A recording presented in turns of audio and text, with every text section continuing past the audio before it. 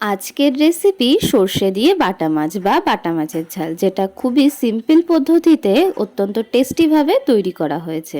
আর থাকবে মাছে কিভাবে সর্ষেটা ব্যবহার করলে সর্ষেটা তেতো হবে না। তো চলুন শুরু করা যাক। প্রথমে মাছগুলোকে ভালোভাবে ধুয়ে নিয়ে দিয়ে দেবো 1 টিস্পুন লবণ, 1 টিস্পুন হলুদ, আর দিয়ে দেবো সামান্য পরিমাণে কাশ্মীরি লঙ্কার গুঁড়ো, আর উপর থেকে দিয়ে দেবো সামান্য পরিমাণে সর্ষের তেল।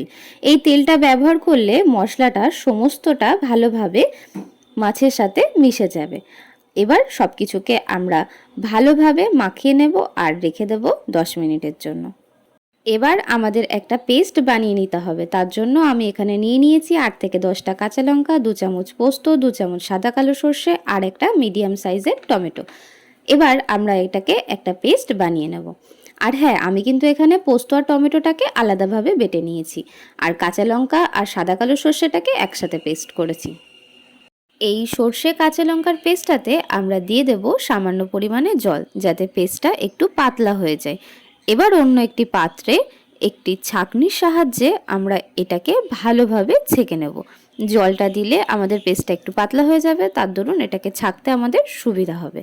এইভাবে আমরা সর্ষেটাকে ছেঁকে নেব, যাতে সর্ষের কালো খোসাগুলো বার হয়ে আসে। আর পেস্টটা যেমন সুন্দর হবে, তেমনি মাছে ব্যবহার করলে মাছটাও তেতো হবে না। দেখুন, আমি সর্ষেটাকে ভালোভাবে ছেঁকে নিয়েছি, আর সর্ষের যে কালো খোসাগুলো আছে সেগুলোও কিন্তু বেরিয়ে এসেছে। ব্যাস, এইভাবে ছাকতে ছাকতে আমাদের পেস্টটা কমপ্লিট। এরপর কড়াইতে দিয়ে দেব সর্ষের তেল। চেষ্টা করবেন এখানে সর্ষের তেলটাই ব্যবহার করতে। তেলটা ভালোভাবে গরম হয়ে গেলে আমরা এখানে দিয়ে দেব ম্যারিনেট করে রাখা বাটা মাছগুলো। আমি এখানে 4 পিস মতো বাটা মাছ নিয়েছিলাম, তো সেগুলোকেই আমরা একটু লাল লাল করে ভেজে নেব। বাটা মাছগুলোর একদিক হয়ে গেলে অন্য আর একদিকও আমরা খুন্তির সাহায্যে এইভাবে উল্টে দেব, দিয়ে দুপিটি ভালোভাবে লাল লাল করে ভেজে নিতে হবে। আর গ্যাসের ফ্লেমটা অবশ্যই তখন মিডিয়াম ফ্লেমে রাখবেন, যাতে মাছটা পুড়ে না যায়। দেখুন, মাছটা আমার খুব ভালোভাবে ভাজা হয়ে গেছে। এবার মাছগুলোকে আমরা তুলে ফেলবো। একে একে একটি পাত্রে আমি মাছগুলোকে তুলে ফেললাম। এবার ওই একই তেলে আমরা ফোড়নের জন্য দিয়ে দেব 1 চামচ কালো জিরে, আর দেব 2টো শুকনো লঙ্কা। শুকনো লঙ্কা আর কালো জিরেটাকে আমরা ভালোভাবে ভেজে নেব যতক্ষণ না এর একটা সুন্দর গন্ধ বার হচ্ছে। তারপর আমরা এখানে দিয়ে দেব একটা মিডিয়াম সাইজের পেঁয়াজ কুচি। পেঁয়াজ কুচিটাকে আমরা ভালোভাবে ফ্রাই করে নেব। আর পেঁয়াজটা তাড়াতাড়ি নরমের জন্য আপনারা চাইলে এখানে সামান্য লবণও ব্যবহার করতে পারেন।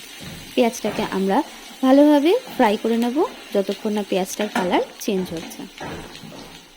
2 থেকে 3 মিনিট পর দেখবেন পেঁয়াজটার কালার চেঞ্জ হয়ে এসেছে। এবার আমরা এখানে দিয়ে দেব একটা মিডিয়াম সাইজের টমেটো বাটা। আপনারা চাইলে এখানে টমেটো কুচিটাও ব্যবহার করতে পারেন। টমেটো বাটাটাকেও আমরা ভালোভাবে একটু ফ্রাই করে নেব। এইভাবে 1 থেকে 2 মিনিট ফ্রাই করার পর আমরা এখানে দিয়ে দেব কিছু গুঁড়ো মশলা।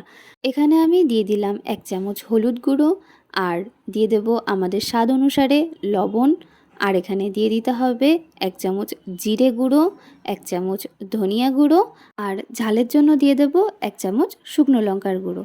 দিয়ে আমরা এটাকে ভালোভাবে ফ্রাই করে নেব।